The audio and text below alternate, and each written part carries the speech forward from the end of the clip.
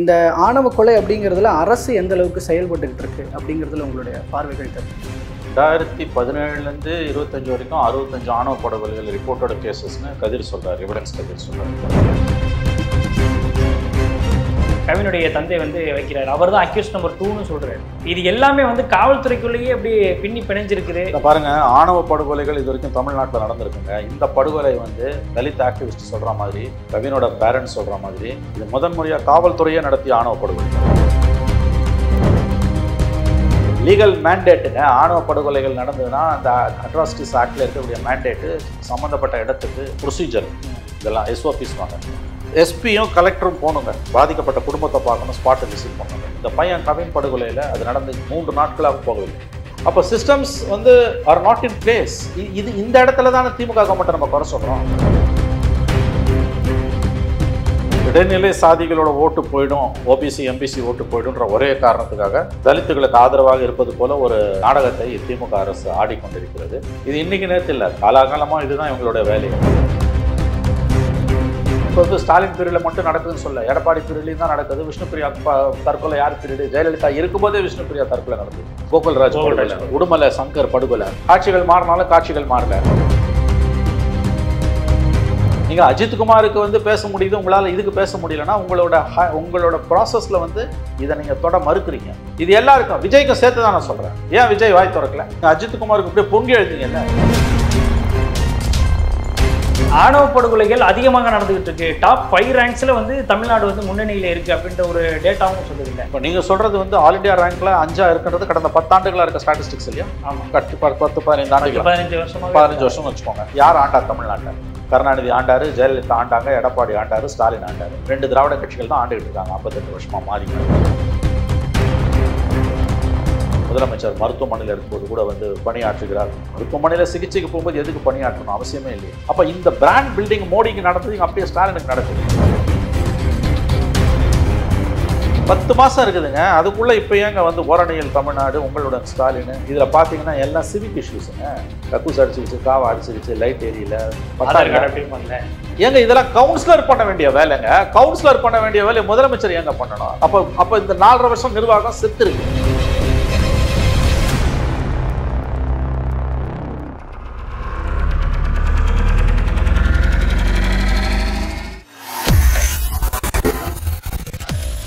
வேலை வேண்டுமா?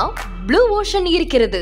10th 12th diploma degree படித்தவர்களுக்கு உணவு, தங்குமிடம், இஎஸ்ஐ, பிஎஃப் இன்சூரன்ஸ் உள்ளிட்ட சலுகைகளுடன் அனுபவத்திற்கேற்ற நல்ல சம்பளம் 15,000 முதல் 30,000 வரை. பெண்களுக்கு முன்னுரிமை. 2,000க்கும் மேற்பட்ட வேலை வாய்ப்புகள் உள்ளன. இப்போதே தொடர்பு கொள்ளுங்கள். Blue ocean.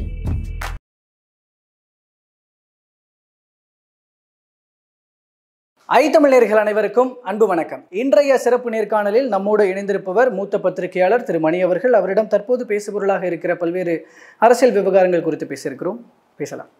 வணக்கம் சார். வணக்கம். வணக்கம் சார், இப்போது ஆணவ கொலை தமிழ்நாடு முழுக்க பேசுபொருளாக இருக்கிறது. கவினுடைய இந்த மரணம் தொடர்பாக, அந்த ஆணவ கொலை தொடர்பாக, இதில் ஆணவ கொலை அப்படிங்கிறது தமிழ்நாட்டில் கடந்த சில ஆண்டுகளாக எந்த அளவுக்கு அதிகமாக இருக்குது? இதற்கு பிரதான காரணங்கள் என்னென்ன? இந்த ஆணவ கொலை அப்படிங்கிறதுல அரசு எந்த அளவுக்கு செயல்பட்டுக்கிட்டு இருக்கு அப்படிங்கிறதுல உங்களுடைய பார்வைகள் தெரிஞ்சுக்கிறாங்க. 2017 25 வரைக்கும் 65 ஆணவ படுகொலைகள் ரிப்போர்ட்டோட கேசஸ்னு கதிர் சொல்றாரு, எவிடன்ஸ் கதிர் சொல்றாரு. இந்த தலித் ஆக்டிவிஸ்ட், வன்கொடுமைக்கு எதிரான பல முயற்சிகளை எடுத்துக்கொண்டிருக்கக்கூடிய மதுரையை சேர்ந்த என்ஜிஓ நம்முடைய எவிடன்ஸ் கதிர் அவர்கள் தொடர்ந்து சொல்றாரு. இதுல ஒரு 4 கேஸ் என்னமோ தான் கன்விக்ஷன்ல முடிஞ்சிருக்கு போல. இது ரிப்போர்ட்டட் கேசஸ் 65னா கண்டிப்பாக அதில் அதை விட கூட ஒரு 100%, 50% நீங்கள் கூட வச்சிங்கன்னா 100 கொலைகளாவது நடந்திருக்கு. ஜெயலலிதா ஆட்சி, கருணாநிதி ஆட்சி, எடப்பாடி ஆட்சி, ஸ்டாலின் ஆட்சி, யார் ஆட்சினாலும் ஆணவ கொலைகளுக்கு பஞ்சமே இல்லை. ஆணவ கொலைகளுக்கு அரசு மட்டும் காரணம் அல்ல, சமூகமும் ஒரு முக்கிய காரணம், காவல்துறையும் ஒரு காரணம். ஆனால் ஆணவ கொலை நடந்த பிறகு அரசு அதை எப்படி கையாளுதுன்னு பார்க்கும்போது தான் நமக்கு மிகப்பெரிய அளவில் வாக்குறுதிகளை அள்ளி வீசி வாய்க்கழிய திராவிட மாடல் ஆட்சி பேசக்கூடியவர்கள் இன்றைக்கு அதில் கோட்டை விட்டு நின்று கொண்டிருக்கிறார்கள் என்பது மட்டுமல்லாமல் மறைமுகமாக ஆணவ கொலைகளை ஆதரிக்கிறார்கள் என்று சொல்ல முடியாவிட்டாலும் அது குறித்து கவலைப்படாமல் இருக்கிறார்கள் என்றுதான் நாம் சொல்ல வேண்டும். ஆணவ படுகொலைகளுக்கு தனி சட்டம் இயற்றுவோம் என்று தேர்தல் காலத்தில் வாக்குறுதி கொடுத்தது திமுக. ஆனால் ஆட்சிக்கு வந்து 3 ஆண்டுகள் பொறுத்து சட்டமன்றத்தில் பேசும்போது முதலமைச்சர் ஸ்டாலின் ஆணவ படுகொலைகளுக்கு தனியாக சட்டம் இயற்ற வேண்டிய அவசியம் இல்லைன்னு கையை விரிச்சார். இதை தவிர கடந்த ஓராண்டுக்கு முன்பு மோடி அரசு எல்லா மாநிலங்களிடமும் ஒரு கருத்துருவை அனுப்பியிருந்தது. தேசிய அளவில் மத்திய சட்டம் ஆணவ படுகொலைகளுக்கு எதிராக சென்ட்ரல் ஆக்ட் மத்திய சட்டம் ஒன்றை இயற்றுவது குறித்து எல்லா மாநிலங்களும் தங்கள் கருத்தை தெரிவிக்க வேண்டும் என்று ஒரு கடிதம் எழுதப்பட்டிருந்தது. தமிழ்நாடு அரசு அதற்கு இன்ன வரையில் பதிலே சொல்லவில்லை, கருத்தை தெரிவிக்கவில்லை. எந்த அளவுக்கு திமுக அரசு இரட்டை வேடம் பூணுகிறது தலித்துகள் விவகாரத்தில், குறிப்பாக ஆணவ படுகொலைகள் விவகாரத்தில் என்பதற்கு இந்த 2 உதாரணங்கள் பெரிய சாட்சி. ஆணவ படுகொலைகளை தடுக்க சட்டம் தேவையில்லை என்று முதலமைச்சர் கையை விரித்தது நம்பர் 1. நம்பர் 2, தேசிய அளவில் மத்திய அரசு கருத்து கேட்கும்போது ஒன்று ஆமான்னு சொல்லுங்க, இல்லை வேணான்னு சொல்லுங்க. தேசிய அளவில் தமிழ்நாட்டுக்கு மாநிலத்தில் தமிழ்நாட்டுக்காக ஆணவ படுகொலைகளை தடுக்க சட்டம் தேவையில்லைன்னு சொன்னீங்கல்ல, அதையே சொல்லுங்க. எது உங்களை தடுக்குது? அப்ப இடைநிலை சாதிகளோட ஓட்டு போயிடும், ஓபிசி எம்பிசி ஓட்டு போயிடும்ன்ற ஒரே காரணத்துக்காக தலித்துகளுக்கு ஆதரவாக இருப்பது போல ஒரு நாடகத்தை திமுக அரசு ஆடிக்கொண்டிருக்கிறது. இது இன்னைக்கு நேரத்தில் இல்லை, காலாகாலமா இதுதான் இவங்களுடைய வேலையை. கீழ்வெண்மணியில 68 நடந்த சம்பவம் இருக்கு இல்லையா, அண்ணா இருக்கும்போதே நடந்த சம்பவம், அதுலேருந்தே திமுகவோட தலித் விரோத போக்கு என்பது பட்டவர்த்தனமாக மக்கள் மன்றத்தில் கடந்த 55 ஆண்டுகளாக, குறிப்பாக இவர்கள் ஆட்சிக்கு வந்த காலகட்டத்தில் தொடர்ச்சியாக பார்த்தீங்கன்னா there is a method in the madness. இந்த தலித் விரோத போக்கில் ஒரு கன்சிஸ்டன்சி இருக்குது. அதாவது நேரடியாக போய் அவங்க தலித் விரோத காரியங்களை ஈடுபடுவாங்கன்னு நான் சொல்லலை. ஆனால் எப்பெல்லாம் இடைநிலை சாதிகளுக்கும் தலித்துகளுக்கும் ஒரு பிரச்சனை வருதோ, இப்போ கூடியவரை இடைநிலை சாதிகளை காக்கக்கூடிய காரியத்தை தான் இவங்க பண்ணியிருக்காங்க. சட்டங்களை தலித்துகளுக்காக ஏற்றிருக்காங்க, தலித்துகளுக்கு வந்து மந்திரி பதவி கொடுத்துருக்காங்க, கட்சியில் ஆட்சியிலையும் ரிசர்வேஷன் கொடுத்துருக்காங்க, இதெல்லாம் ஓகே, அதெல்லாம் நான் குறைச்சி மதிப்பிடலை. ஆனால் அதே நேரத்தில் ஆணவ படுகொலைகள் என்னும் பொழுதும் தலித்துகளுக்கு எதிரான வன்கொடுமைகள் என்னும் பொழுதும் அதை தடுப்பதில் திமுக அரசு வந்து இரட்டை நிலைப்பாட்டில் தான் இருந்திருக்கிறது என்பதற்கு கீழ்வெண்மணியிலிருந்து இன்றைக்கு கவின் படுகொலை வரையில் ஏராளமான சாட்சியங்கள் நம் முன்னால் அணிவகுத்து நிற்கின்றன. 2010 ஒத்தாப்புறம் செவரு மதுரையில் தெரியும் இல்லையா, தீண்டாமை தடுப்பு சுவர், திரும்ப மார்க்சிஸ்ட் கட்சி அங்கே போராட்டம் நடத்தியது. அப்போ கருணாநிதி தான் முதலமைச்சர். ஒரு முறை இடித்தார்கள், அப்புறம் மறுபடியும் கட்டப்பட்ட பொழுது அவங்களால ஒன்றுமே பண்ண முடியல. அதே மாதிரி 96 வந்து பாப்பார்பட்டி கீரிப்பட்டியில் வந்து அது போட்டுலாம் எலெக்ஷன்லாம் நடத்தினாங்க. அதுக்கு மேற்கொண்டு அவங்க மட்டும் காரணம் நான் சொல்லலை. தீண்டாமை கொடுமை சமூகத்தில் நிலவுவதற்கும் அது தொடர்வதற்கும் திமுக மட்டும் காரணம் என்று நான் சொல்லவில்லை. ஆனால் ஆட்சியில் இருக்கும் பொழுது எப்பெல்லாம் தலித் மக்கள் மீது வன்கொடுமை தாக்குதல்கள் கட்டவிழ்த்து விடப்படுகிறதோ அப்போ திமுக அரசு மற்றும் கட்சியின் செயல்பாடுகள் இரட்டை நிலைப்பாட்டில் தான் இருந்திருக்கின்றன. அதனால சமூக நீதி என்று வாய்க்கு 100 முறை பேசுபவர்கள் ஆட்சியில் ஒரு நாளைக்கு 3000 தடவையாவது சமூக நீதின்றாங்க. அந்த ஆட்சியில் ஒரு ஆணவ படுகொலை கூட வெட்கி தலை குனிய வேண்டியது. அப்போ இவங்களுக்கு சமூக நீதி பற்றி பேசுவதற்கான எந்த தகுதியும் இல்லை என்றுதான் அர்த்தம். இப்போ அதிமுக ஆட்சியில் நடந்ததுன்னா கேட்க போறதில்லை. அவன் தெளிவா பெரிய வார்த்தைகள்லாம் சொல்றது கிடையாது. வந்தமா வெள்ளா கட்டணமா போனமா இவ்வளவுதான். இதை தாண்டி எதுவுமே பெரிய அவங்க சமூக நீதி வெங்காயம் இதெல்லாம் பேசினது கிடையாது. ஆனா நீங்க ஒரு பக்கம் கொள்ளையடிக்க வேண்டியது, இன்னொரு பக்கம் சமூக நீதினு பேச வேண்டியது, இந்த பக்கம் தலித்துகளுக்கு எதிரான கொடுமை, ஊழல் தலைவிரிச்சு ஆடுது, வெள்ளமா லஞ்சம் தலைவிரிச்சு ஆடுது. இதுக்கு சாட்சி வந்து ஒவ்வொரு மாநகராட்சியிலையும் ஒவ்வொரு பேரூராட்சியிலையும் ஒவ்வொரு உள்ளாட்சி அமைப்பிலும் இருக்கக்கூடிய திமுக கவுன்சிலர்களே அந்தந்த மாநகராட்சி மேயர்கள், அந்தந்த நகராட்சி தலைவர்கள், அந்தந்த பேரூராட்சி தலைவர்களுக்கு எதிராக வரிசை கட்டி சொல்லக்கூடிய ஊழல் குற்றச்சாட்டு.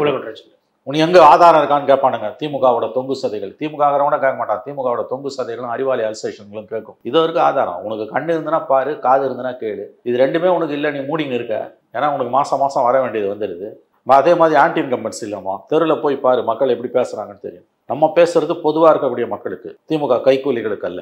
அதனால ஒரு பக்கம் லஞ்சம் லாவண்யம் தலைவிரிச்சு ஆடுது, ஊழலில் மூழ்கி அரசு முத்தெடுத்து கொண்டிருக்கிறது. இன்னொரு பக்கம் சமூக நீதி என்று பறைசாற்றி கொண்டிருக்கு, மாறுதட்டி பேசுறீங்க. இன்னொரு பக்கம் தலித்துகளுக்கு எதிரான கொடுமைகள் வந்து கட்டவிழ்த்து விடப்பட்டிருக்கிறது. அப்ப இந்த முரண்பாடுகளுக்கு மத்தியில் தான் இந்த ஆட்சி போயிட்டு இருக்கு. அப்ப இது இரட்டை நிலைப்பாடுனா இரட்டை நிலைப்பாடு தான். இது காலகாலமா நடக்கக்கூடியது. இன்னைக்கு கவின் விவகாரத்துல அது தெளிவாகவே வந்து உங்களுக்கு மறுபடியும் நிரூபிக்கப்பட்டிருக்கு. ஸ்கூல்ல நடந்ததுல கையை வெட்டினா இல்ல, சந்திர கமிட்டியில ஜஸ்டிஸ் சந்திர கமிட்டி ரிப்போர்ட் கொடுத்தீங்க, கமிட்டி போட்டீங்க, எல்லாத்துக்கும் கமிட்டி போடுவீங்க. அந்த கமிட்டி ரிப்போர்ட் வந்ததுல அந்த ரிப்போர்ட்டை ஏன் அமுல்படுத்தல, ஏன் அந்த ரிப்போர்ட் இது வரைக்கும் வெளிப்படுத்தல? அந்த ரிப்போர்ட்ல சில தகவல்கள் கசிஞ்சு வெளியில வந்தது ஒழிய அந்த ரிப்போர்ட்டை பத்தி ஏன் நீ இது வரைக்கும் வந்து வாய் திறக்கல? அப்புறம் எதுக்கு கமிட்டியை போடுற? வெக்கமே இல்லாம அன்பில் மகேஷ் போய் என்ன சொன்னாரு, அந்த பையனை மிகச்சிறந்த பண்டிகையில நான் படிக்க வைப்பேன். நீங்க யார் சார் படிக்க வைக்கிறதுக்கு? இதை சொல்றதுக்கு ஒரு மந்திரிக்கு வெக்கமா இல்ல? கல்வி அமைச்சருக்கு அரசு பள்ளியில சாதிய கொடுமையை கருவறுத்து வேற எடுத்து அவனை நான் படிக்க வைப்பேன்னு சொன்னீங்கன்னா உண்மையிலேயே உங்களுக்கு சமூக நீதி அக்கறை இருக்குன்னா. நான் வந்து அவரை சிறந்த பள்ளியில படிக்க, உங்களுக்கு இருக்க வசதிக்கு நீங்க வந்து ஆக்ஸ்போர்டு கேம்பிரிட்ஜ் எங்க வேணா படிக்க வைப்பீங்க. அதுதான் நீதியா? அதுவா சமூக நீதி? அப்ப நீங்க அங்க அடி பண்ணிடுறீங்க. சாதியவாதிகளுக்கு அடி பண்ணிடுறீங்க. அப்போ இதோட தொடர்ச்சியாக தான் இந்த ஆணவ படுகொலைகளை பார்க்கணும். தென் மாவட்டங்களில் இன்னைக்கு ஜூனியர் விடன் கவர் ஸ்டோரி வந்திருக்க மாதிரி தென் மாவட்டங்களில் ஆணவ படுகொலை தலைவிரிச்சாடுது. ரிப்போர்ட்டட் கேசஸ் இதெல்லாம் எவிடன்ஸ் கதிர் சொன்னது ரிப்போர்ட்டட் கேசஸ். இது ஒன்றும் எடப்பாடி பீரியட்ல இப்போ வந்து ஸ்டாலின் பீரியட்ல மட்டும் நடக்குதுன்னு சொல்ல, எடப்பாடி பீரியட்லையும் தான் நடக்குது. விஷ்ணுபிரியா தற்கொலை யார் பீரியடு? ஜெயலலிதா இருக்கும்போதே விஷ்ணுபிரியா தற்கொலை நடந்தது. கோகுல்ராஜ் படுகொலை, உடுமலை சங்கர் படுகொலை. ஆட்சிகள் மாறினாலும் காட்சிகள் மாறல. நான் மறுபடியும் சொல்றேன், அவங்கள விட உங்களுக்கு தான் பொறுப்பு அதிகம். நீங்க நம்பர் 1 ஆட்சியில் இருக்கீங்க, நம்பர் 2 சமூக நீதி. அவன் பேசல, நீங்க வார்த்தைக்கு வார்த்தை பேசுறீங்க. அப்ப இது என்ன 2018 இவரே நாங்க திமுக ஆட்சிக்கு வந்துச்சு அப்படின்னா இதற்காக நாங்க தனிச்சட்டம் கொண்டு வருவோம்னு முதல்ல ஸ்டாலினே சொல்லியிருக்காரு. ஆமாங்க, சொன்னார்ல. வழக்கம் போல ஒரு 1000 வாக்குறுதியாவது காத்துல பறக்க விட்டுருப்பாங்கல்ல, அதுல ஒண்ணு இது. அதே வாய் தான் சட்டசபையில பேசிச்சு. சட்டத்தை தனி சட்டம் தேவையில்லை என்றுதான் ஸ்டாலின் சொன்னாரு. இருக்கிற சட்டத்தை சரியான நடைமுறைப்படுத்தினாலே போதும்னாரு. சரி, இதே பதில மத்திய அரசு உங்களுக்கு தாக்கீது அனுப்புதில்ல, அதுக்கு அனுப்ப வேண்டியதானே? இது என்ன நிலைப்பாடு? எவ்வளவு நாளைக்கு ஏமாத்துவீங்க? வைக்கம் நூற்றாண்டு விழாக்கு ஸ்டாலினும் பினராயி விஜயனும் கலந்துக்கிறாங்க. இவர் கலந்துக்கிற அதே நேரத்தில் குறைஞ்சது தமிழ்நாட்டில் ஒரு 6 கோயில்களையாவது, மினிமம் 6 கோயிலையாவது தலித்துக்களை உள்ள விட முடியாம கோயில் இழுத்து பூட்டப்பட்டிருக்கு. கோர்ட் உத்தரவுக்கு பிறகும் மேலப்பாதியில கோயிலை திறக்க முடியல. சட்டம் ஒழுங்குன்றாரு எஸ்பி, கலெக்டர். வெக்கக்கேடான பதில். ஏன்னா உச்சநீதிமன்றத்தோட பல தீர்ப்புகள் தலித்து மக்கள் கோயிலுக்குள்ள போக முடியாத சூழல் இருக்குன்னா நீ ராணுவத்தை வைத்தாது உள்ளே கொண்டு போக வேண்டும், சட்டம் ஒழுங்கு என்று பசப்பக்கூடாதுன்னு. ஒரு திராவிட மாடல் ஆட்சியில உயர்நீதிமன்ற தீர்ப்புகளுக்கு பிறகும் தலித்துகளுக்கு நான் கோயிலை திறக்க மாட்டேன் கேட்டா அதுதான் சமூக நீதினு அவங்க செய்தி தொடர்பாளர்கள் உருட்டுறாங்க தொலைக்காட்சியில உட்காந்து. வெக்கமே இல்லாம பேசுறானுங்க. ஏமாத்துறதுக்கு ஒரு அளவே கிடையாது. மக்களை கண்டதேவி தேரோட்டத்துல தலித்துகள் தேர் வடமுடிச்சு இழுக்கிறதுக்கு அனுமதிக்கணும்னு உயர்நீதிமன்றம் உத்தரவு போடுது. மதுரை பெஞ்ச். காவல்துறை பாதுகாப்பு கொடுக்க மறுக்குது. 2வதுல வரும்போது ஜட்ஜி சொல்றாரு, தமிழக காவல்துறை பாதுகாப்பு கொடுக்கவில்லை என்றால் நான் மத்திய அரசுக்கு உத்தரவிட வேண்டியிருக்கும், மத்திய படைகளை அனுப்பும்படின்றார். எவ்வளவு வெக்கக்கேடு உங்களுக்கு, எவ்வளவு வெக்கக்கேடு. இப்ப 1 வாரத்துக்கு 10 நாளைக்கு முன்னால 2 வாரத்துக்கு முன்னால தலித்துகள் வசிக்கக்கூடிய பகுதி வழியா தேரை எழுத்துட்டு போகணும்னு உயர்நீதிமன்றம் உத்தரவு. எத்தனை தடவை தான் கோர்ட் தலையிட்டு உத்தரவு போட முடியும்? அப்ப உங்க நிர்வாகம் என்பது, உங்க அரசு எந்திரம், குறிப்பா போலீஸ் கட்டமைப்பு ரீதியா ஸ்ட்ரக்சரலி தலித்துகளுக்கு எதிராக நிக்குது. சரி, அரசாங்கத்தோட செயல்பாடு இதுன்னா திமுகவோட செயல்பாடு என்ன? கட்சிக்கு என்ன பொறுப்பு இருக்குன்னா, திரும்ப கேட்கிறேன், அடிக்கடி கருணாநிதி சொல்வார்ல, இது சமுதாய இயக்கம், பதவி வரும் போவோம், பதவின்றது தோல்ல இருக்க துண்டு, தூக்கி போட்டுட்டு போயிடுவாங்க. ஒரு தடவை கூட அவர் தூக்கி போட்டதில்லை, அது வேற விஷயம். தீண்டாமை கொடுமையை ஒழிக்கிறதுல அரசுக்கு இருக்கக்கூடிய பொறுப்பு தன்னை சமூக இயக்கம்னு சொல்லிக் கொள்ளக்கூடிய, நாங்க பதவிக்காக மட்டும் அரசியலுக்கு வரலன்னு சொல்லக்கூடிய ஒரு இயக்கத்துக்கு இல்லையா? திமுகவோட ரெஸ்பான்ஸ் என்ன? இப்ப சிபிஎம் வந்து தீண்டாமை ஒழிப்பு முன்னணி ஒன்று வச்சிருக்காங்க, போராடுறாங்க. அதை வச்சு அந்த ஒரு கட்சி மட்டும்தான், வாக்கு வங்கி அரசியல் இருக்கக்கூடிய ஒரே ஒரு கட்சி மட்டும்தான் களத்துல இறங்கி தீண்டாமை கொடுமைகளுக்கு எதிராக போராடுது, கலப்பு திருமணங்களுக்கு ஆதரவா நிக்குது, காதல் ஜோடிகளை பாதுகாக்குது. அந்த ஒரு கட்சி மட்டும்தான். சமீபத்தில் அவருடைய அலுவலகம் கூட அடிச்சு உடைச்சானுங்க, தஞ்சம் கொடுத்தது. இந்த சிபிஎம் தவிர வேற எந்த கட்சிக்கும் இதை பத்தி பேச தகுதியே கிடையாது. சரி, ஆளுங்கட்சியா இருக்கக்கூடிய திமுக சமூக நீதினு 100 தடவை, வார்த்தைக்கு 10,000 தடவை, மூச்சுக்கு 10,000 தடவை சொல்றவங்க தீண்டாமை கொடுமைக்கு எதிராக கட்சி என்ன பண்ணுச்சு? ஒன்னு கவர்மெண்ட், இன்னொன்னு கட்சி. அப்ப அது என்ன போலி வேஷம், என்ன சமூக நீதி, என்ன திராவிட மாடல் இது? இதுல நீங்க காவல்துறையை கோட் பண்ணி சொல்லும் பொழுது தலித் மக்களுக்கு எதிராக தான் இந்த சிஸ்டமே இருக்கு, குறிப்பாக இந்த காவல்துறை எந்திரமே செயல்படுது அப்படின்னு சொல்றீங்கல்ல. இப்ப இதுல வந்து ஏற்கனவே பலரும் இந்த கருத்தை தான் முன் வச்சுட்டு வர்றாங்க. காவல்துறையில சாதியம் அதிகமா ஊறி போயிருக்கு. ஆமா, அப்படின்ற ஒரு பார்வை. இதுல வந்து பாதிக்கப்பட்ட கவினுடைய காதலியான அவருடைய பெற்றோர்கள் 2 பேருமே வந்து காவல்துறையில தான் இருக்கிறாங்க, உதவி ஆய்வாளர்களாக பணியாற்றி இருக்கிறாங்க. இதுல இவங்களுக்கு ஆதரவாக காசி பாண்டியன் அப்படிங்கிற ஒரு இன்ஸ்பெக்டர் தான் இதுல மும்முரமா செயல்பட்டு இருக்காருங்கிற குற்றச்சாட்டை கவினுடைய தந்தை வந்து வைக்கிறாரு. அவர் தான் அக்யூஸ் நம்பர் 2ன்னு சொல்றாரு.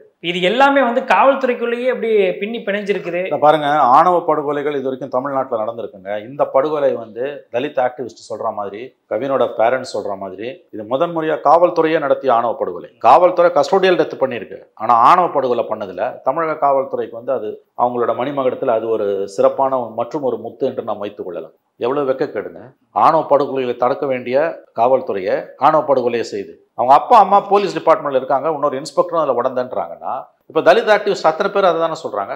It's honour killing by the police for the first time. ஆணவ படுகொலையை ஆதிக்க ஜாதிக்காரன் செய்வான். கோகுல்ராஜ் கேஸ்லயோ உடுமலை சங்கர் கேஸ்லயோ அது கண்டுபிடிக்கிறதுக்கு அந்த ப்ரெஷர்ல தான் வந்து விஷ்ணுபிரியா தற்கொலையே பண்ணிக்கிறாங்க. அவங்களே தலித் சமூகத்தை சேர்ந்தவங்க இல்லையா? இந்த படுகொலை அதெல்லாம் தாண்டி போகுது. அதாவது காவல்துறை வந்து இன்னும் தன்னுடைய அத்துமீறல ஒரு ஸ்டேஜ் வந்து மேலே கிராஜுவேட் ஆகுது. இந்த படுகொலை ரொம்ப மோசமான ஒரு படுகொலை. குவாலிட்டேட்டிவ் டிஃபரன்ஸ் இன் கிரைம்னு ஒரு கான்செப்டே உண்டு. இப்போ நீங்கள் பார்த்தீங்கன்னா 10 பேரை வந்து வழிப்பறியில் ஒருத்தன் கத்தியை காமிச்சு மிரட்டி நகையை பிடுங்கிறதுக்கும், ஒரே ஒரு ஆள் வந்து துப்பாக்கி முனையில் 4 பேரை வச்சு கட்டி போட்டு நகையை எடுத்துகிட்டு போகிறதுக்கும் ஒரு சின்ன வித்தியாசம் இருக்குன்னுவாங்க, பயன்படுத்தப்படுற ஆயுதத்தின் அடிப்படையில். ஒன்று. 2வது, அது கூட ஓகே பரவாயில்ல, அதை தாண்டி நீங்கள் பார்த்தீங்கன்னா இந்த மாதிரி ஐசோலேட்டட் கிரைம்ஸை விட ஆர்கனைஸ்டு கேங்ஸ் பண்ணக்கூடிய, ஃபார் எக்ஸாம்பிள் பேங்க் ராபரி, அந்த மாதிரியான விஷயங்கள் அந்த அந்த டிஃபரன்ஸ் இன் கிரைம் உங்களுக்கு வந்து குவாலிட்டேட்டிவ் டிஃபரன்ஸ் ஆஃப் இப்போ வந்து 10 ஸ்பொராடிக் இன்சிடென்ட்ஸ்ல நடக்கக்கூடிய கொலை, தனி மனித பகை, காதல் விவகாரங்கள், ஆண் பெண் விவகாரங்கள், இதுல நடக்கக்கூடிய படுகொலைக்கும் கூலிப்படையை வச்சு நீங்க வந்து படுகொலை செய்யறதுக்கும் ஒரு அடிப்படையில் வித்தியாசம் இருக்கு. அந்த மாதிரி குவாலிட்டேட்டிவ் ஆஃப் டிஃபரன்ஸ் நீங்க பாத்தீங்கன்னா இப்ப இந்த இடத்துல ஒரு காவல்துறையே இதை செய்யுது அப்படின்னா அந்த பையனும் சின்ன பையன், கொன்ன பையனும் சின்ன பையன், 2000ஆவது ஆண்டு தான் பிறந்திருக்கான், மில்லினியல் சைல்டு. 24 வயசு 21ஆம் நூற்றாண்டுல பிறந்த ஒரு இளைஞன் 19ஆம் நூற்றாண்டின் மனநிலையில் இருக்கிறான். அதுக்கு காவல்துறை பின்புலமா இருக்கு. இன்னொன்று, இந்த தென் மாவட்டங்கள் பூரா போலீஸ் ஸ்டேஷன்ல இருக்கக்கூடிய அதிகாரிகளுடைய காம்போசிஷன் தலித் ப்ரோன் ஏரியாஸ்ன்னு சொல்லக்கூடிய இடங்கள்ல வந்து கூடிய வரைக்கும் Dalit inspectors, station house officers தலித்தா இருக்கணும், காவலர்கள்ல அதிக பிரதிநிதித்துவம் இருக்கணும், எஸ்ஐ ரேங்க்ல இருக்காங்கன்னா அதுல ரெப்ரசன்டேஷன் இருக்கணும், அடிக்குவேட் ரெப்ரசன்டேஷன் ஃபார் தலித்ஸ் இருக்கணும். அது எதுவுமே கடைபிடிக்க வேண்டிய அளவுக்கு கடைபிடிக்கல. மோஸ்ட்லி இவங்க ஆதிக்க ஜாதிகளா இருக்காங்க. இது ஒரு காதல் விவகாரம். அந்த பொண்ணும் அந்த பையனும் பேசி தீர்த்துக்கிட்டோம். அந்த கடைபிடிக்காத இன்ஸ்பெக்டருக்கு என்ன வேலை அதுல? இந்த கடைபிடிக்காத செயல்பாடுகள் கூட ரீசெண்ட் இயர்ஸ்க்கு முன்னாடி வரைக்கும் கடைபிடிக்கப்பட்டிருந்தது. இந்த ரீசெண்ட் இயர்ஸா பர்டிகுலர்லி பாஸ்ட் 4 இயர்ஸா கடைபிடிக்கப்படல. இல்ல, அதுல எனக்கு ஸ்டாட்டிஸ்டிக்ஸ் இல்லை. இது ஒன்றும் இந்த கவர்மெண்ட்ல மட்டுமே வந்ததுன்னு நான் சொல்ல விரும்பல. இந்த கவர்மெண்ட்ல தொடருதுன்னு தான் நான் சொல்ல விரும்புறேன். ஜாதி தோன்றதுக்கு திமுக காரணம் கிடையாது, ஜாதி பெர்பெச்சுவேட் ஆகிறதுக்கும் திமுக காரணம் கிடையாது, ஆணவ படுகொலை தோன்றதுக்கும் திமுக காரணம் கிடையாது, ஆணவ படுகொலைகள் தொடர்வதற்கும் திமுக காரணம் கிடையாது. ஆனா அதிகாரத்துல இருக்கும்போது உங்க ஆட்சியில நடக்கிறதால உங்களுக்கு கூடுதல் பொறுப்பு இருக்கு. இதை தடுக்கிறதுக்கும் நடந்த சம்பவத்துக்கு நீதியை நிலைநாட்டுறதுக்கு என்ன செஞ்சீங்க? 2வது, இனிமே வராம இருக்கிறதுக்கு ஸ்ட்ரக்சரலா என்ன ரிஃபார்ம்ஸ் நீங்க கொண்டு வந்தீங்க? 3வது, முதலமைச்சர் ஏன் இதை பத்தி பேசவே இல்லை? அஜித்குமார் படுகொலைக்கு அந்த தாயாரிடம் சாரி கேட்டாரு. நீங்க சாரி கேளுங்கன்னு சொல்லல, தேவையில்லை. நீங்க இதை பத்தி பேசணும், ஸ்பாட்டுக்கு போன்னு கூட நான் சொல்லல. உதயநிதி போயிருக்கலாம், உதயநிதி போல. அகைன் அதுக்கு தானே ஒரு டெபுட்டி சிஎம். இப்ப கனிமொழி போறாங்க. கனிமொழி வந்து கட்சியோட டெபுட்டி செக்ரட்டரி ரேங்க்ல தான் போறாங்க. அரசாங்கத்துக்கும் கனிமொழிக்கும் எந்த தொடர்பும் கிடையாது. தமிழ்நாட்டு அரசாங்கத்தை எந்த விதத்திலையும் கனிமொழி ரெப்ரசென்ட் பண்ணவும் முடியாது. அவங்களுக்கு எந்த அரசு பதவியும் கிடையாது. அவங்க ஒரு எம்பி, முதலமைச்சரோட தங்கை கூட. அனிதா ராதாகிருஷ்ணன் அவங்க போறாங்க, மந்திரிங்க. நான் சொல்றது அட் சிஎம் லெவல். இதுக்கு தானுங்க டெப்டி சிஎம். நீங்க அஜித்குமாருக்கு வந்து பேச முடியுது, உங்களால இதுக்கு பேச முடியலன்னா உங்களோட ப்ராசஸ்ல வந்து இதை நீங்க தொட மறுக்கிறீங்க. இது எல்லாருக்கும், விஜய்க்கும் சேர்த்து தான் நான் சொல்றேன். ஏன் விஜய் வாய் திறக்கல? அஜித்குமாருக்கு இப்படியே பொங்கி எழுந்தீங்கல்ல. நான் இன்னமும் சொல்றேன், கொல்ல அஜித்குமார் படுகொலையா நான் மன்னிப்பேன். ஏன்னா அது சிஸ்டத்துக்குள்ள நடந்தது. இது அதை விட 10 மடங்கு மோசமானது. ஏன்னா இது மனித குலத்துக்கு எதிரான குற்றம். அதுவாது அந்த போலீஸ்காரங்களுக்கு அவங்க சிஸ்டத்துக்குள்ள இருக்காங்க, ஒருத்தனை விசாரிக்கிறதுக்கு அவங்களுக்கு உரிமை இருக்கு. தப்பு தான், அது தண்டனைக்குரிய குற்றம். சட்டம் தான் கடமையை செய்யட்டும். அதை பத்தி எனக்கு எந்த விதமான ஆட்சேபனையும் இல்லை. அவர்கள் குற்றவாளிகள் தான். அது நமக்கு வந்து எல்லாருக்குமே சாட்சி இருக்குது. அப்கோர்ஸ் நீதிமன்றம் முடிவு செய்யப்போகுது. அதுவாது ஒரு சிஸ்டத்துக்கு உள்ள நடந்த ஒரு இன்சிடென்ட். இது ஒரு தனி மனிதன் தான் கையில சட்டத்தை எடுக்கிறான். அது எந்த விஷயத்துக்கு? ஒரு போலியான ஒரு பிம்பத்துக்கு, ஒரு வாழ்க்கை மதிப்பீட்டுக்கு. அவங்க அக்காவை லவ் பண்ணிட்டான், சரி இதே உன் ஜாதிக்காரன் தான் நீ தொற்றுப்பியாடா, அப்போ ஒரு ரத்தத்துல அது ஊறி இருக்குல்ல. இதைத்தானே அம்பேத்கர் சொன்னாரு, அது மூளையில இருக்க விலங்கு, நீ திருமண பக்கம்லாம் ஜாதி தான் உன் பக்கத்துல நிக்கணும், தலித்துகளுக்கு சொன்னார்ல. எந்த மூலையில அந்த பெண் வந்து இதுக்கும் எங்க அப்பா அம்மாவுக்கும் சம்பந்தம் அந்த கதையை அவுத்துருங்க, தனியா விட்டுருங்க. அந்த லேடி அவங்க என்ன சொல்றாங்கன்றது இப்ப இம்மெட்டீரியல். அவங்க வந்து பேச வைக்கப்பட்டாங்கன்னு ஒரு கருத்தும், அவங்களே சொல்றாங்கன்றதும் ஒரு கருத்து. அது இதை போட்டு குழப்பாதீங்க. ஏன்னா நடுப்புற வந்து அரசாங்க தரப்புல இருந்து, காவல்துறையில இருந்து இந்த மாதிரி தகவல்களை லீக் பண்ணப்பட்டது. அந்த காதல் விவகாரத்துல பூந்து அது ஒரு சைடா 2 சைடா இந்த மாதிரி அவலமான விசாரணைகள் நடந்தன. இப்ப அந்த லேடி அவங்களே ஒரு வீடியோ போட்டிருக்காங்க. அதெல்லாம் இம்மெட்டீரியல். ரிசல்ட்டை மட்டும் பாருங்க. ஒரு தலித் பாய், அவனுக்கு வந்து வர்க்க ரீதியா அவன் இவங்களை விட உயர்ந்தவங்களா இருந்தாலும் இங்க ஜாதி தான் முக்கியம், பிறப்பால வந்த ஏற்றத்தாழ்வு தான் முக்கியம்னு ஒரு படுகொலை அதே மாதிரி ஒரு இளைஞனால் நிகழ்த்தப்பட்டிருக்கு. அவன் லைஃபும் போச்சு. அந்த குடும்பம் எப்படி தலை நிமிர்ந்து வாழும் எனக்கு தெரியல. கொலை செஞ்சவனோட குடும்பம், அவங்க அம்மா அப்பா, அந்த கொலையாளி, அவங்க எல்லாம் எப்படி நிமிர்ந்து வாழ்வாங்க? இதுக்கு பின்னாடி நம்ம இந்த சொசைட்டில எப்படி இவங்க வந்து மொபைலைசைஸ் பண்றாங்க, எப்படி ஆர்கனைஸ் ஆகுறாங்கிற ஒரு விஷயம் வந்து நினைக்கும் போது ரொம்ப ஆபத்தாக தானே. ஏன்னா இது வந்து ஒரு இது மாதிரி நீ பண்ணாதானே நம்ம சமூகத்துக்கு அதுதான் மரியாதை, அதுதான் ஒரு எப்படிங்க இது வருது? இப்ப இந்தியாலேயே ஜாதி பேரை தம் பெயரோட போட்டுக்காத ஒரே மாநிலம் தமிழ்நாடு தானே நம்ம பெருமைப்பட்டுக்கிட்டோம். அது உண்மையும் கூட, அதில் எந்த சந்தேகமும் இல்லை. அங்கே எல்லாரும் ஜாதி பேர் போட்டிருப்பான். தமிழ்நாட்டில் மட்டும்தான் ஜாதி பேர் இல்லை. கேரளால கம்யூனிஸ்டுகள் ஆளக்கூடிய கேரளால ஒரு ஈகே நாயனார் தான், மேற்கு வங்கத்துல ஒரு ஜோதி பாசு தான், ஒரு புத்ததேவ பட்டாச்சாரியா தான், ஒரு அச்சுத மேனன் தான். ஆனா அதே கம்யூனிஸ்ட் தலைவர்கள் இங்க ஒரு ஜீவானந்தன் தான், ஒரு ராமமூர்த்தி தான், ஒரு டி.கே. ரங்கராஜன் தான், ஒரு சங்கரையா தான், ஒரு நல்ல கண்ணு கம்யூனிஸ்டுகள் உட்பட சொல்லணும். மற்றவங்களை பத்தி சொல்லவே தேவையில்லை. இங்க எல்லா ஜாதியிலும், எல்லா கட்சியிலையும், இயக்கத்திலையும் இருந்தவங்க, பொது உடைமை இயக்கம், திராவிட இயக்கம், காங்கிரஸ் பேர் இயக்கம், இது 3 தான் மெயின் ஸ்ட்ரீம் பொலிட்டிக்கல் மூவ்மெண்ட்ஸ். இதுல இருக்க யாருமே ஜாதி பேரை போட்டதில்லை. ஆர் வெங்கட்ராமன் இந்தியாவோட குடியரசுத் தலைவர் ஆர் வெங்கட்ராமன் ஐயர்னு அவர் போட்டதில்லை. காமராஜ் நாடார் கிடையாது, காமராஜ் தான். ராஜகோபால் ஆச்சாரி தான், ராஜகோபால் ஆச்சாரி ஐயரோ ஐயங்காரோ போட்டது கிடையாது. இது நூற்றாண்டு காலமாக. இவே ராமசாமி நாயக்கர்ன்றது மட்டும் அவர் அந்த காலகட்டத்தா, அவர் ஏன்னா 1878 பிறந்தார், அந்த காலகட்டத்துக்காக அது வந்தது. புரியுதுங்களா நம்ம சொல்றது? அது குறியீடு, வேற வழி இல்லை. ஆனா இப்ப நம்ம சொன்ன தலைவர்கள் அத்தனை பேரும் ஒரு 100 ஆண்டு வந்து சாதி பேரை பின்னால போட்டுக்காதவங்க. இன்னைக்கு அந்த ட்ரெண்ட் மாறுது. எப்படி மாறுதுன்னு கேட்டீங்கன்னா, கடந்த 10 ஆண்டுகளாவே உறுதியா சொல்ல முடியும், 24 வயசு பையன் இல்ல 18 வயசு பையன் தான் சாதி பேரை ரொம்ப தெளிவா போட்டுக்கிறான், தான் பின்னால போட்டுக்கிறான், சர்டிபிகேட்லயே போட்டுக்கிறான், சர்டிபிகேட் இல்லாட்டியும் சோஷியல் மீடியால ப்ரொஃபைல்ல போட்டுக்கிறான்.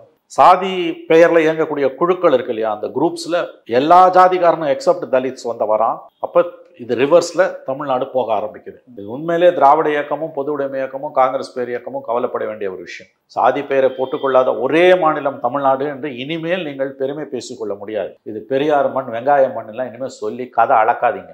பெரியார் மண்ணில் தான் வைக்கத்துக்கு 100ஆண்டு விழாக்கு ஸ்டாலின் போயிருக்கா. அதே நேரத்தில் முதலமைச்சர் ஸ்டாலின் அந்த விழாவில் கலந்து கொள்ளும் போது மேல் பாதியில மூடி கிடக்குது. அப்ப அந்த விழாவை கொண்டாடுறது என்ன அர்த்தம்? இந்த கேள்விக்கு இங்க பதிலே கிடையாது. இல்ல, நான் ஒரு கட்சியை மட்டும் சொல்லல, ஸ்டாலினை மட்டும் சொல்லல, எடப்பாடியை மட்டும் சொல்லல. மறுபடியும் சொல்றேன், சாதி கொடுமைகளுக்கோ தீண்டாமைக்கோ ஆணவ படுகொலைகளுக்கோ திமுக காரணம் அல்ல.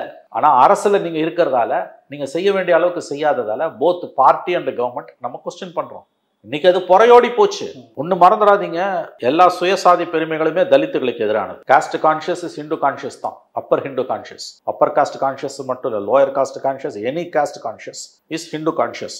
சாதி பெருமை என்பது தலித்துகளுக்கு எதிரானது. சுயசாதி பெருமை பேசுபவர்களை ஹிந்துத்துவ அரவணைக்கும், போஷிக்கும். ஏன்னா அடுத்த ஹிந்துத்துவ அரசு அமைவதற்கு அதுதான் வந்து முதல் படி. இதை புரிஞ்சுக்கணும். எவனாவது சாதி பெருமை பேசினான்னா ஞாபகம் வச்சுக்கோங்க, அதுல குறிப்பா அந்த அரசியல் பார்வையாளர்கள், பத்திரிகையாளர் என்ற பேர்வையில் உட்காந்துக்கணும். எவனாவது சுயசாதி பெருமையோ அல்லது பொதுவாக சாதி பெருமை பேசினான்னா எழுதி வச்சுக்கோங்க, அவன் வந்து தமிழ்நாட்டோட முதல் எதிரி, அவன் வெகுஜன விரோதி. அடையாளம் கண்டுகொள்ளுங்கள். ரொம்ப சுலபமா ஒருத்தன் அடையாளம் கண்டுக்கலாம். ஒருத்தன் நல்லவனா கெட்டவனான்னு நீங்க கண்டுபிடிக்கிறதுக்கு இப்ப குழப்பம் நிலவுது. ஏன்னா உத்தம மாதிரி போடுறானுங்க. இதுல இந்த கரப்ஷன் பண்றவன கூட மன்னிச்சலாங்க. அவன் வெறும் கரப்ஷன்றது துட்டுன்னு பாத்தீங்கன்னா அதை மன்னிச்சலாம். ஆனா சுயசாதி பெருமை பேசி, சாதிய வன்முறையை தூண்டி, சாதிய அடக்குமுறையை ஆதரிச்சு, சாதிய கட்டமைப்பிச்ச சிலாகிச்சு பேசக்கூடியவங்க எல்லாருமே அடிப்படையில தலித்துகளுக்கு எதிரானவர்கள். இந்த பின்புலத்துல பாத்தீங்கன்னா தான் இந்த ஆணவ படுகொலையோட உண்மையான பரிமாணம் உங்களுக்கு புரியும். இது ஒரு புறையோடி போன, இதுல ஒரு அளவுக்கு தான் நான் ஸ்டாலின் கவர்மெண்ட்டை திமுகவை குறை சொல்ல முடியும். இது ரொம்ப ஆபத்தா போயிட்டு இருக்குது. வரும் ஆண்டுகள் மிக்க சவால் மிக்கவையா இருக்கும். ஏன்னா 100 ஆண்டு நம்ம அச்சீவ் பண்ணதை இப்ப ரிவர்ஸ்ல போக ஆரம்பிக்கும். ஒரு பக்கம் நீங்க சொல்றது மாதிரியான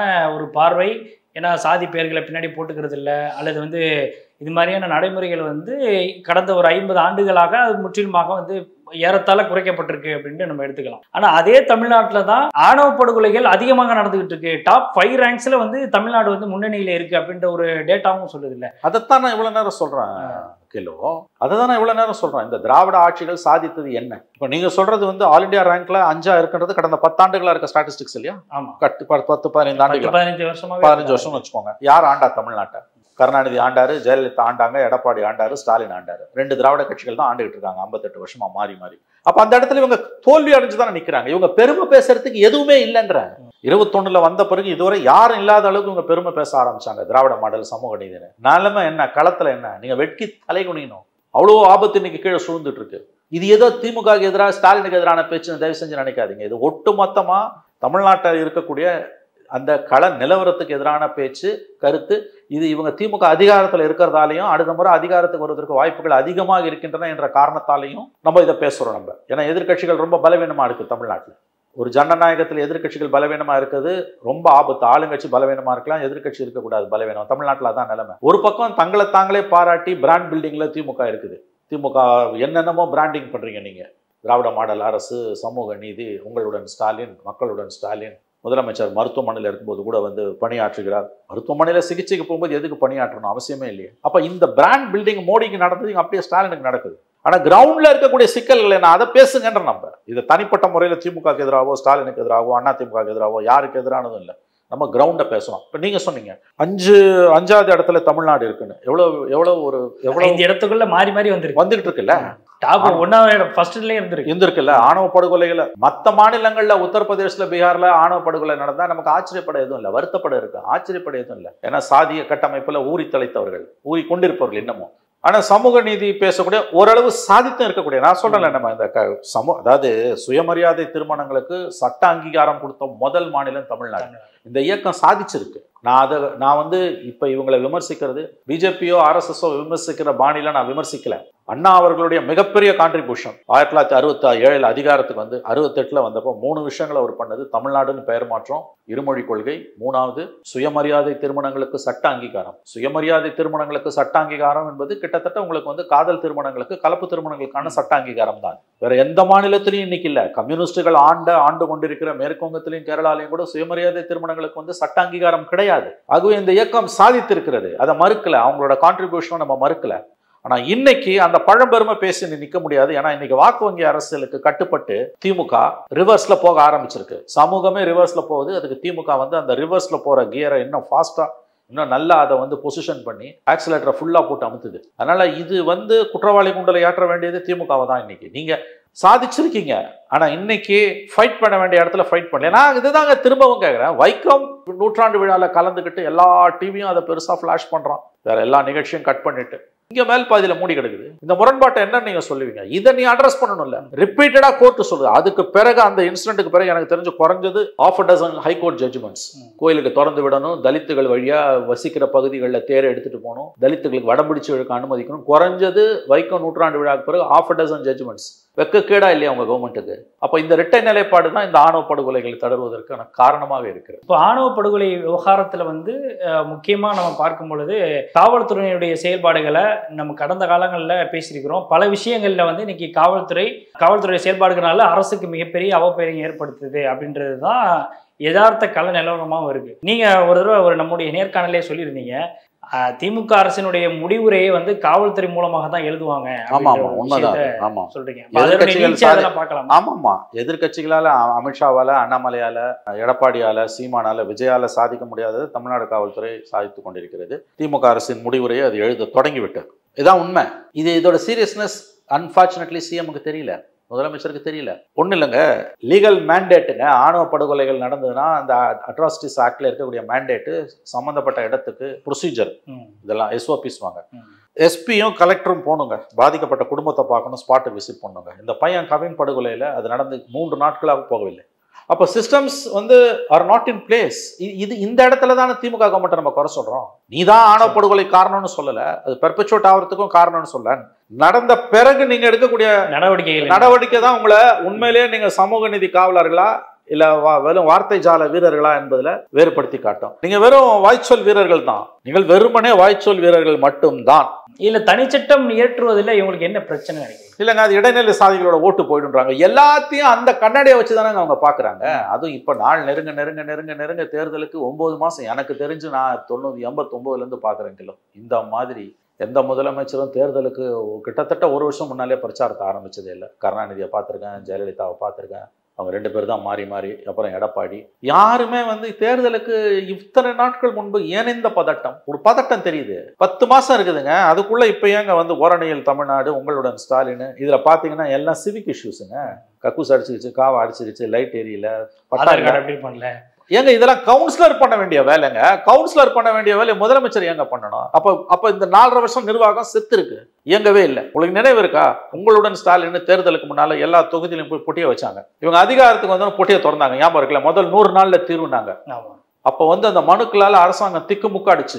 எங்க திரும்பினாலும் பிரச்சனை, வேற எதையுமே கவனிக்க முடியல. பெரும்பாலும் 99.999 பிரச்சனை இந்த மாதிரியான இஷ்யூஸ் தான், சிவிக் இஷ்யூஸ். அப்புறம் வந்து அவன் குடும்ப பிரச்சனைகள்லாம் வந்து தீர்வு கேட்கறான். அப்போ ஒரு கட்டத்துல அன்றைய தலைமைச் செயலாளர் இறையன்பவர்கள், அவர் ஒரு அற்புதமான அதிகாரி, சந்தேகமே கிடையாது, நேர்மையான மிக அற்புதமான ஒரு அதிகாரி, மனிதாபிமான மிக்க அதிகாரி. அவர் ஒரு கட்டத்துல சொன்னார், உள்ளாட்சி பிரதிநிதிகள் மற்றும் கீழ்நிலை அதிகாரிகள், கீழமை நிலைமையில இருக்கக்கூடிய அந்த அவங்க தானே முதுகெலும்பு, அந்த அதிகாரிகள், உள்ளாட்சி அமைப்புகள்ல இருக்கக்கூடிய அதிகாரிகளும் பிரதிநிதிகளும் ஒழுங்கா செயல்பட்டாங்கன்னா இந்த பிரச்சனை வராது. அவங்க செயல்படாததோட பிரச்சனை விளைவை தான் நாங்க அனுபவிக்கிறோம்னாரு. ஏன்னா அந்த முதல் 3 மாசம் தண்ணி குடிச்சது கவர்மெண்ட் உங்களுக்கு. அதுவும் கொரோனா காலம். அது வந்த உடனே கொரோனா வந்து ஒரு விதத்துல அவர் ரொம்ப அன்பார்ச்சுனேட். ஏன்னா அவர் பதவியை அடுத்த நாளே லாக்டவுன் டிக்ளேர் பண்ண வேண்டிய சூழல் வந்தது. நான் எதுக்கு உங்களுக்கு சொல்ல வரேன்னா, இப்ப இந்த 12 லட்சம் மனுக்கள் வருதுன்னா அப்ப இந்த 4.5 வருஷத்துல நிர்வாகம் செயல்படல. 2வது, இதெல்லாம் வந்து உங்களுக்கு முதலமைச்சர் செய்ய வேண்டிய வேலை கிடையாது, எம்பி கூட செய்ய முடியாது. இதை எம்எல்ஏ, மேக்சிமம் லோக்கல் கவுன்சிலரு, இன்னொன்னு எம்எல்ஏ. 2 பேரும் ஊழல்ல மூழ்கி முத்தெடுத்துக்கிட்டு இருக்காங்க இல்லையா? அதோட விளைவு தானே இங்கே வந்து நிற்குது. 12 லட்சம் மனுக்கள் வருதுன்னா என்ன மனுக்கள்? நான் கேட்குறேன், எனக்கு வேலை இல்லை, எனக்கு பேங்க் லோன் வேணும்னு கேட்டதுனா கூட வந்து அப்போ அது குவாலிட்டேட்டிவ் டிஃபரன்ஸ். வேலை கேட்டு முதலமைச்சர்கிட்ட போகலாங்க, தெரு லைட் ஏரியிலன்னு முதலமைச்சர்கிட்ட எப்படி போக முடியும்? சுய தொழில் பண்ணுறதுக்கு எனக்கு வங்கி கடன் உதவி வேணும்னு நான் முதலமைச்சர்கிட்ட போகலாங்க. ஆதார் கார்டில் திருத்தம் வேணும்னு முதலமைச்சர்கிட்ட எப்படி நான் போக முடியும்? இ-சேவை மையமும் போஸ்ட் ஆஃபீஸ் தான் நான் போனோம். அப்போ லோக்கல் பாடிஸ், அப்புறம் லோக்கல் பாடிஸ்ல இருக்க கரப்ஷன், விண்ணை முட்டும் கரப்ஷன் திமுகவில் இருக்குது இல்லையா? 200 கோடி மதுரையில் உங்க கவுன்சிலர்ஸ் சொல்றத மட்டுமே காது கொடுத்து கேட்டீங்கன்னா, கண்ணை திறந்து பாத்தீங்கன்னா தெரியும். நகராட்சி மாநகராட்சிகள்ல இருக்கக்கூடிய வார்டுகளே பல கோடி ரூபாய் ஊழல் நடந்து, பல கோடி ஊழல். பல இடங்கள்ல வந்து திமுக பேரூராட்சி தலைவர்களை, நகராட்சி சேர்மனை, திமுக கவுன்சிலர்ஸை நம்பிக்கையில்லா தீர்மானம் கொண்டு வந்து வீட்டுக்கு அனுப்புறாங்க. அந்த இதுல சங்ககிரி அங்கே ஒரு இடத்துல ஒரு லேடி உமா மகேஸ்வரி, அந்த அம்மா நேம் சரியா தெரியல எனக்கு, அவங்க சப்ஜெக்ட் ஒரு பெண்மணி, அந்த அம்மா அவங்கள வந்து 18 திமுக கவுன்சிலர் பிளஸ் எதிர்கட்சி எல்லாம் சேர்ந்து போட்டு அனுப்புறான். அந்த அம்மா கோர்ட்டுக்கு போய் கேஸ் தோக்குது. நீ கோர்ட்டுக்கு போவாதன்னு கனிமொழி சொல்றாங்க, அதை மீறி அந்த அம்மா போகுது. அப்ப கட்சிக்கு என்ன கண்ட்ரோல் இருக்குது? யார் சொல்றதையும் கேட்க மாட்டேன்றான். ஏன் கீழே அவ்வளவு தூரம் ஊழல் வந்து வெள்ளமா, கங்கை வெள்ளமா ஓடுதுங்க. மதுரையில் என்ன கதை? 5 மண்டல தலைவர்களையும் ரிசைன் பண்ணுங்கன்னு ஸ்டாலினே சொல்றாரு. 5 பேரும் திமுக, 100 கவுன்சிலர், 5 மண்டலத்துல 20 கவுன்சிலருக்கு ஒரு ஜோனல் லீடரு. சிபிசிடி என்கொயரி போய் 8 பேர் அரெஸ்ட் பண்ணிருக்காங்க. ஆனா இந்த 5 மண்டல தலைவர் ஒருத்தனை கூட எனக்கு தெரிஞ்சு தொடல. அப்ப fountainhead of corruption political leadership தானே. அந்த ஊற்று அதுல இருந்து தானே வருது. 200 கோடி ஊழல்ன்றது வெளியில தெரிஞ்சதுங்க. ப்ராப்பர்ட்டியில வந்து குறைச்சு மதிப்பு. இது தமிழ்நாடு பூரா நடக்குது. இது காலகாலமா நடக்குது. உண்மை. திராவிட மாடல் ஆட்சியில் எப்படி நடக்கும்? அதுக்கு ஒரு அளவு இல்லை. 200 கோடி ஊழல்னா அப்ப எவ்வளவு போயிருக்குது? நிச்சயமா சார், பல்வேறு கேள்விகளுக்கு ரொம்ப தெளிவாக பதில் சொன்னீங்க. உங்களுடைய அரங்கிற்கு வந்து நேர்காணல் தெரிவிக்க நன்றி சார். நன்றிங்க சார்.